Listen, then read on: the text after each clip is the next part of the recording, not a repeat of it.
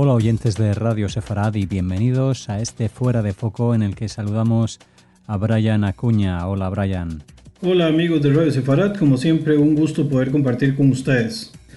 Bien, bueno, la columna de esta semana quise hacer una variación de lo que generalmente estamos acostumbrados. Evidentemente no es mucho el cambio, tal vez el único aspecto es que no es tan geopolítico como en otras oportunidades, sino que es un poco más de carácter histórico. Quiero hablarles un poco respecto al tema relacionado con el antisemitismo, la evolución desde el antijudaísmo pagano hasta llegar a los albores del nuevo antisemitismo o el nuevo odio antijudío, lo que popularmente llamamos de una forma políticamente correcta de antisionismo. Evidentemente, pues en la actualidad también hay antijudaísmo o o antisemitismo de una manera pues muy abierta, pero en la época actual quizás tiene unas formas mayormente, pues como dijimos,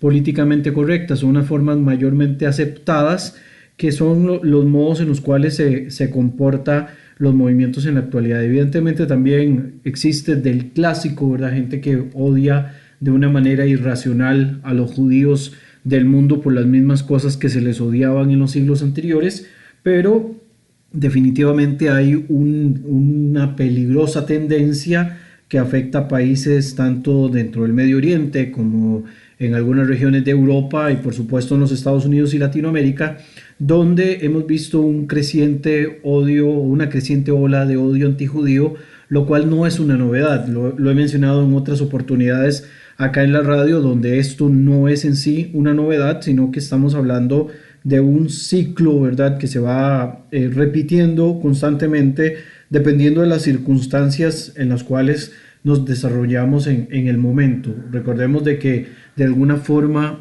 este tipo de odio antijudío pues es realmente así, ¿verdad?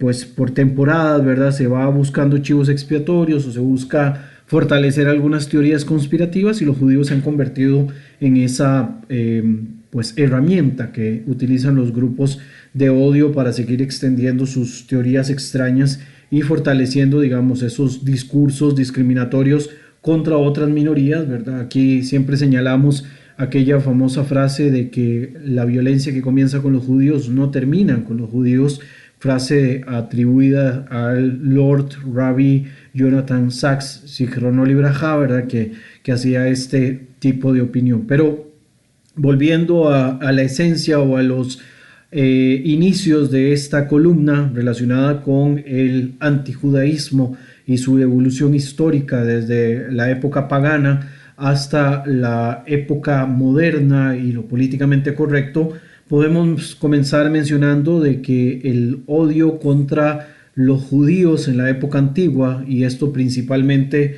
contra la zona geográfica y los pueblos donde se desarrolla el judaísmo de manera histórica, que es la tierra de Israel, vamos a tener que el sometimiento inicial realizado por grupos paganos no era necesariamente enfocado a una cuestión religiosa, más allá de lo necesario con el tema de asimilación popular, ¿verdad? De la noción de que Israel era un pueblo apartado, con la cuestión esta de pueblo elegido, ¿verdad? Que es una condición de responsabilidad más que de privilegio, y el tema de que los judíos no querían mezclarse con otros grupos, principalmente cuando eran pueblos idólatras, pueblos paganos, y que al mismo tiempo pues no adoptaban las cuestiones religiosas y los dogmas filosóficos que tenían estos grupos. Ahí vamos a ver cómo en algún momento las prohibiciones de carácter religioso, incluyendo el tema de la Torá, se van a prohibir en imperios como el griego, en el imperio romano. En algún momento también los persas van a imponer ciertas normativas sobre cuestiones religiosas. Para el que no entiende, digamos, esto desde un carácter histórico, la prohibición de la lectura de la Torá, la prohibición también de algunas prácticas religiosas como el guardar un día de descanso o la práctica del Brit, de alguna manera están sujetas a una normativa de carácter político, jurídico y espiritual que tenía el pueblo judío en su momento. Por eso también una de las principales prohibiciones, aparte de estos aspectos, era el estudio y la lectura de la Torá, porque recordemos que en la Torá viene contenido todo lo que tiene que ver con la normativa del pueblo judío, ¿verdad? Y su forma de comportamiento. Por lo tanto, se prohibía el estudio de la Torá, no así el estudio posterior, ¿verdad? De las famosas Haftarot, de los textos proféticos, porque evidentemente estos no hablaban necesariamente de normativa, sino que lo hacía de una manera un poco más solapada, ¿verdad? La idea de la prohibición de la lectura de la Torá,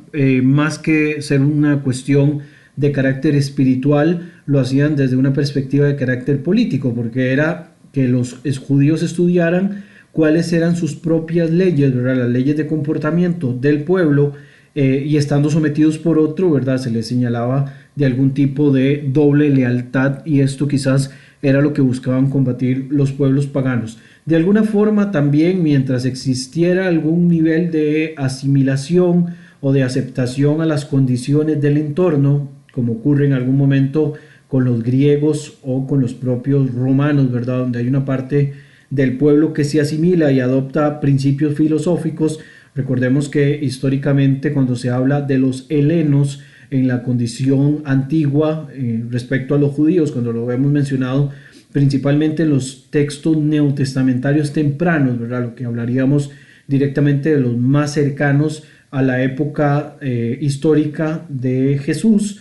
Acá, cuando hablamos de los helenos, estamos hablando directamente de judíos helenizados, de judíos paganizados, y a partir de ahí vamos a ver cómo estos tienen algunos conceptos de carácter judío mezclados con cuestiones filosóficas relacionadas con los griegos. Entonces, los pueblos politeístas, su ataque tenía que ver directamente por este deseo de independencia y de separación que tenía el pueblo judío. Pero ¿qué ocurre cuando hablamos de otra clase de antisemitismo de tipo religioso, en el cual ya metemos directamente a población monoteísta? Y en este caso, evidentemente, vamos a hablar de dos grupos que son con los que principalmente ha habido cierto vínculo con respecto a los judíos, que es el cristianismo y el islam. Hay otro pueblo que también se caracteriza por ser monoteísta, ¿verdad? Que es el pueblo zoroastrista, del cual hay mayores referencias en las zonas modernas de Irán, Afganistán, algunos pueblos, digamos, de esta misma región. Sin embargo, pues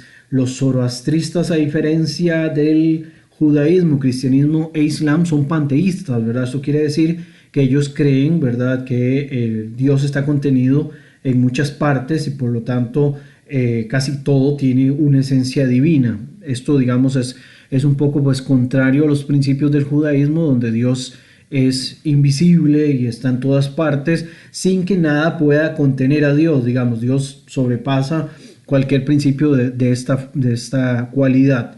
Cuando hablamos directamente de este antijudaísmo, acá todavía utilizamos el término antijudaísmo.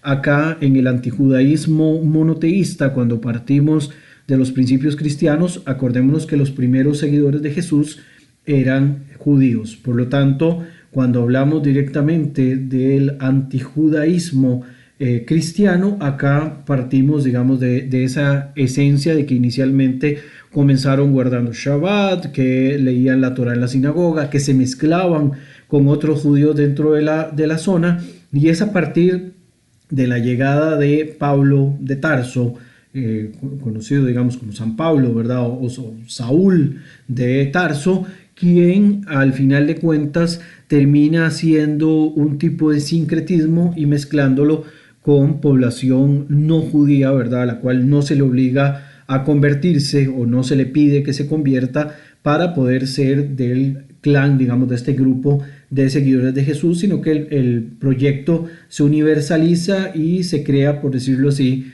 una nueva corriente religiosa. Esta corriente religiosa va a convivir inicialmente con el judaísmo y va a estar muy mezclada también con algunos temas de carácter pagano y politeísta, hasta que finalmente con la llegada, digamos, no con la llegada, sino con la toma por parte de los romanos de la religión cristiana como un camino, ¿verdad?, iniciando con Constantino, quien va a legalizar el cristianismo como religión, y posteriormente el siguiente emperador va a oficializar el cristianismo como religión del imperio, a partir de ahí ya se empiezan a hacer más grandes los cismas religiosos con respecto a judíos y cristianos, ¿verdad? Comenzando con algunas leyes en las cuales, si bien no se habla de una conversión de cristianos al judaísmo, de judíos al cristianismo, perdón, sí se habla, digamos, de una prohibición de que los que fueron o los que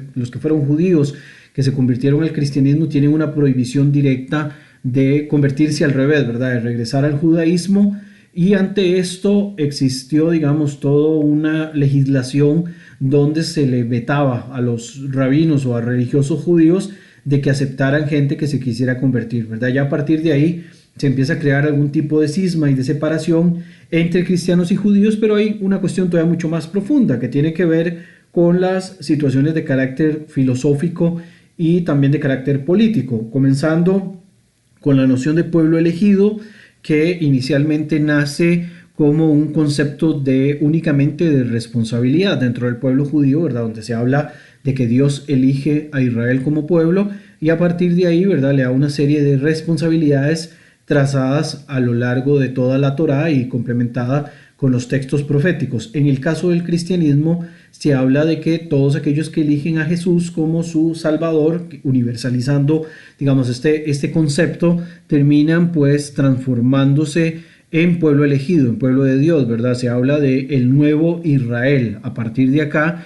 ya se empieza, digamos, a hacer ese señalamiento y los primeros líderes de la iglesia no van, digamos, a hablar de conversiones forzadas de judíos. De hecho, las van a prohibir hasta cierto momento, las conversiones forzadas, quizás hasta la llegada de los visigodos, ¿verdad? En las regiones españolas se va a dar este tipo de prohibición y lo que se va a optar es por mantenerlos ahí como un testimonio vivo, existente, digamos que la perpetuidad de la existencia de los judíos es un testimonio de las conversiones que se van a ir dando paulatinamente de todo el mundo, ¿verdad? Llevando el evangelio a todas las naciones del mundo y que los últimos en convertirse serían los judíos. Eventualmente esto va a ir evolucionando, ¿verdad? Va a pasar después a otros conceptos que van a ser cada vez pues, mucho más graves para la población judía, incluyendo, por supuesto, el delito de deicidio, ¿verdad? Donde después de diferentes concilios religiosos se llega a la complejidad de explicar de que Jesús no solamente era el Mesías prometido para el pueblo de Israel y para el mundo, ¿verdad? Un salvador mundial, sino que además comparte esencia divina con Dios, ¿verdad? Este punto principalmente es el que lo separa al cristianismo de las doctrinas judías, ¿verdad? Aún así, digamos, el resto de algunos aspectos son muy similares. En algún momento, como lo dije, se va a dar un proceso de conversiones forzadas, ¿verdad? Ante los cuales se va a hacer una crítica, pero posteriormente se va a hablar de que no se puede renunciar al sacramento, por lo tanto, aquellos que fueron forzados a convertirse al cristianismo no podían renunciar a su bautismo como cristianos y a partir de ahí se mantendrían siempre como cristianos, a pesar de que por su condición de judíos, ¿verdad? Por esta cuestión casi racial, y digo casi porque en ese momento no se abordaba de esa forma, pero por su pasado judío no podían acceder a puestos públicos de importancia ni a puestos clericales, ¿verdad? Esto se va a mantener por muchos años. También existe el señalamiento de perfidia, ¿verdad? Que por muchos años se utilizó también en las misas, en el misario tridentino, en los rezos de Viernes Santo a la tarde, donde se habla de la pasión y muerte de Jesús y se pide por la conversión de los pérfidos judíos. Si bien la misa tridentina ya es cosa, digamos, superada en algunos aspectos, en algunos momentos, gracias al Concilio Vaticano II del año 1959, todavía, digamos, hay comunidades que mantienen el misario tridentino y los Viernes Santos con algunas variables realizadas por algunos papas, incluyendo Benedicto XVI, ¿verdad? Que fue el último que hizo algunos cambios al misario que viene de la herencia tridentina. Se sigue pidiendo, digamos, por la conversión de los judíos y que acepten a Jesús como Salvador, ¿verdad? Y que Dios les quite el velo que tiene sobre sus ojos. Algunos aspectos también relacionados con esto, ¿verdad? Bueno, el concepto de que ahora son los cristianos el nuevo Israel y solo aquellos que aceptan a Jesús entran dentro de este concepto de el nuevo Israel.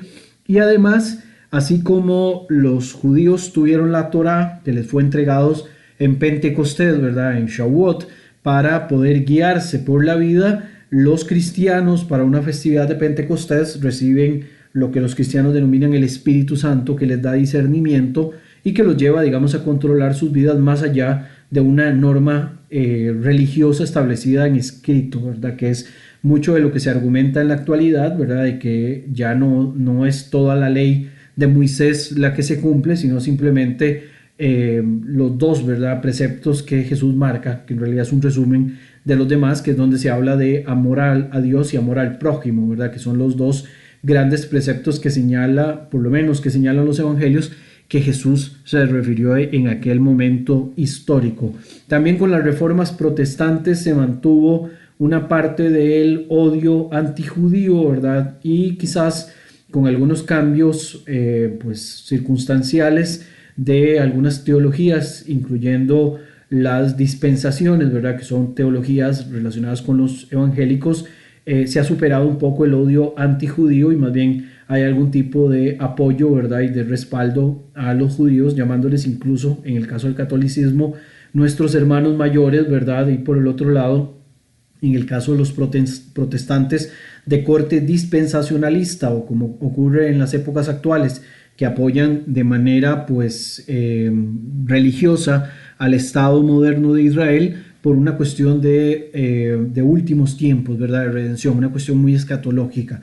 Esto con respecto a la evolución del antisemitismo de carácter cristiano. Si hablamos del antisemitismo de carácter musulmán, pues acá ya entramos, digamos, a otro concepto pues también muy complejo, empezando, digamos, con el hecho de que la propia figura del profeta Muhammad, ¿verdad? El profeta Mahoma tiene, digamos, un pasado judío interesante, ya que una de sus bisabuelas era de origen judío, ¿verdad? Evidentemente acá el tema tribal es de herencia patrilineal, por lo tanto la cuestión de la bisabuela no es tan trascendental, pero es importante poder señalar ese aspecto relacionado directamente con el tema judío, digamos, de la bisabuela del profeta Muhammad. Ok, en el caso del Islam, el Islam, así como ha ocurrido con el cristianismo, sintió, digamos, se presenta a sí mismo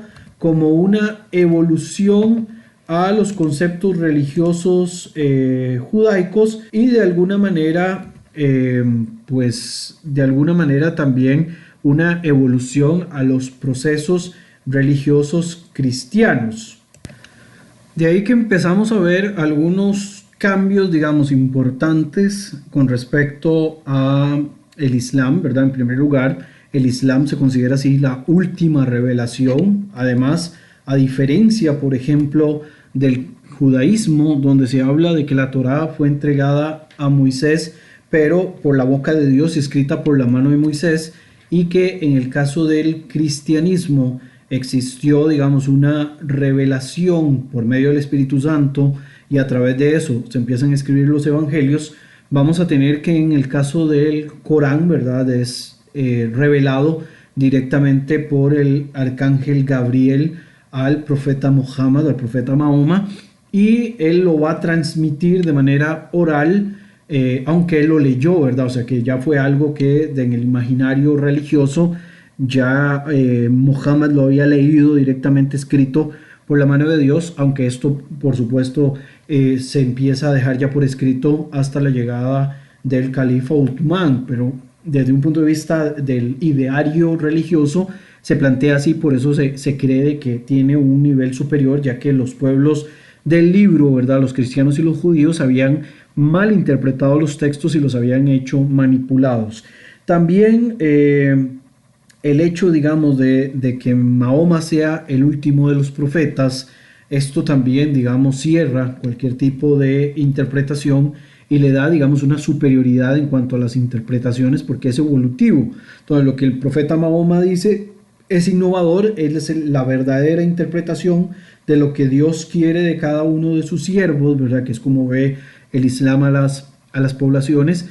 Y vemos, digamos, cómo en algún momento de la historia algunas leyes no solamente vienen a fortalecer la posición islámica con respecto a las otras religiones monoteístas, sino que también la someten, ¿verdad? Cuando se hacen algunas leyes en momentos de califatos donde se prohibía, por ejemplo, a los cristianos y a los judíos tener ciertos terrenos, ¿verdad? Estar por encima en un liderazgo con respecto a musulmanes o hacer ritos que pudieran enaltecer, ¿verdad?, a las masas musulmanas, y vemos un sometimiento, ¿verdad? Desde este punto de vista también podemos ver algún tipo de discriminación religiosa, incluyendo algunos aspectos de carácter jurídico como el cobro de la jizya, ¿verdad?, para los pueblos dimis, para los pueblos protegidos, que incluye solamente a pueblos monoteístas junto a cristianos y judíos, también los zoroastristas, y por el otro lado también cómo, digamos, algunas figuras del Islam llegan a tener una posición superior a cualquier otra figura interpretada por las otras dos religiones monoteístas. Acá vamos a tener desde un punto de vista también la figura de Jesús, ¿verdad? Cómo la adopta el Islam también para oponerse de alguna forma a la visión judía con respecto al Corán, con respecto al Islam. Y por el otro lado vamos a tener también una posición en la cual van a ver a Jesús como Mesías desde un punto de vista casi que político, inspirado divinamente, ¿verdad? Pero musulmán desde un punto de vista religioso, donde el propio Jesús, según algunas suras, ¿verdad?, principalmente la sura de la mesa servida, habla directamente de su sometimiento a las normas de Alá. También vamos a tener algún tipo de manifestación de carácter antijudía, ¿verdad?, en figuras negativas como el Dajjal, ¿verdad?, que el Dajjal es como el equivalente islámico al anticristo. Y vamos a ver en este punto cómo algunas interpretaciones hablan de que el Dajjal se va a unir a un grupo de musulmanes chiitas, de herejes chiitas llamarían algunos, para luchar contra los fieles musulmanes, ¿verdad?, en esta famosa guerra de David, ¿verdad?, este encuentro escatológico de David, donde los judíos aliados al Dajjal, al tipo anticristo, van a luchar contra los fieles antes de la llegada de Jesús con al-Mahdi, ¿verdad?, el último imán revelado, el último califa revelado, que va a luchar y lo va a destituir. También recordemos que históricamente hay un carácter antijudaico con respecto a los principios islámicos posteriores al rechazo de los judíos con respecto a la figura del profeta Mohammed, ¿verdad? Recordemos que Mahoma se presenta inicialmente como el innovador de una religión abrámica que va a tener, digamos, mucha presencia en la zona principalmente de Medina, que después, que se va a intentar expandir por Meca. Posteriormente a la expulsión de Mahoma, pues trata de expandirlo, lo empieza a expandir por las zonas de Medina o de Al-Yatrib, ¿verdad? Y este tema de Al-Yatrib es importante porque en Al-Yatrib era donde se concentraban las principales tribus judías, ¿verdad?, de la zona. Recordemos que inicialmente el profeta enseñaba, digamos, algunos principios como el rezo dirigido hacia Jerusalén, la adopción del sábado como día de descanso, el uso también del ayuno del Yom Kippur, ¿verdad?, el ayuno del 10º que se va a plantear en aquel momento, y después, digamos, del rechazo judío hacia el Islam o hacia esta corriente abrámica que proponía Mahoma, se va a empezar a dar más bien unos cambios radicales con respecto al día de descanso que pasa el viernes, o el día santo que pasa el viernes, más bien el tema también del rezo dirigido a Meca y no a Jerusalén, o sea, dándole la espalda más bien a Jerusalén, y el ayuno del mes de Ramadán en vez del ayuno del Yom Kippur. O sea, son cambios que se van a dar por una cuestión de carácter político y no necesariamente de carácter religioso. Pensemos también que en algún momento Mahoma, como hubo una revuelta contra los grupos politeístas, y en algunos casos también hubo oposición de judíos a la llegada de Mahoma, ¿verdad? A algunas zonas donde entraban de una manera pues muy fuerte. Al final se dieron enfrentamientos entre las tribus, entre los grupos de Mahoma contra las tribus judías, logrando, digamos, el grupo de Mahoma vencer a las tribus judías, llevando incluso a la decapitación o el asesinato de cientos de judíos, ¿verdad? En masacres que están contempladas a lo largo de la historia. Una de las más nombradas, ¿verdad?, que se sigue utilizando como un estandarte político, es el del ataque a la tribu ubicada en Haibar, ¿verdad?, que es un grupo judío al cual el profeta Mahoma lo conquista, lo asesina y decapita, digamos, a sus hombres. De ahí, digamos, es donde surge este grito conocido en la actualidad, ¿verdad?, que es un grito de carácter guerrero, atentando, digamos, directamente contra las poblaciones judías, que es el de Haibar, Haibar, Yayahut, que es cuando se habla de los judíos. Recuerden lo que Mahoma hizo en Haibar, ¿verdad? Y cómo eventualmente esto podría a ustedes estarles afectando, les podría estar enfrentando. Creo que no me va a dar tiempo para pues mencionar todo de este último punto, porque igual dentro de la cuestión islámica tengo que mencionar el tema del islam político, que es quizás un tanto más moderno. Voy a cerrar un poco con el islam histórico y cerrar la columna de esta semana, y para la siguiente voy a terminar de hablar de esta cuestión del antijudaísmo a través de la historia y los diferentes planteamientos. En cuanto, digamos, al resto de temas relacionados con el islam histórico, pensemos que en algunos momentos se dio la conquista de lugares santos por parte de los musulmanes, quienes se establecieron en zonas sagradas para las otras dos religiones monoteístas. Tanto el cristianismo como el judaísmo establecieron lugares de culto islámico, ¿verdad? O lugares de peregrinación, o sitios donde se marca, digamos, como ese triunfo. Pensemos en dos lugares principalmente por el momento: la Hagia Sofía, ¿verdad?, que es este lugar que el presidente turco en los últimos tiempos ya ha vuelto a convertir en una mezquita activa. Y por el otro lado tenemos el Domo de la Roca, ¿verdad?, ubicado en la explanada de las mezquitas, donde estuvo ubicado, digamos, la explanada del Templo de Jerusalén. Este uso de la religión desde un carácter histórico-político es, digamos, lo que ocurrió en aquel momento, y lo que se destaca, digamos, de esta expansión islámica y el uso de la religión mezclada con el tema político. Recordemos que hasta cierto punto el islam no hace, digamos, una separación importante entre lo que es religión y política de Estado. En ocasiones los propios emisarios religiosos eran también señores de los temas políticos, emisarios o embajadores políticos, ¿verdad?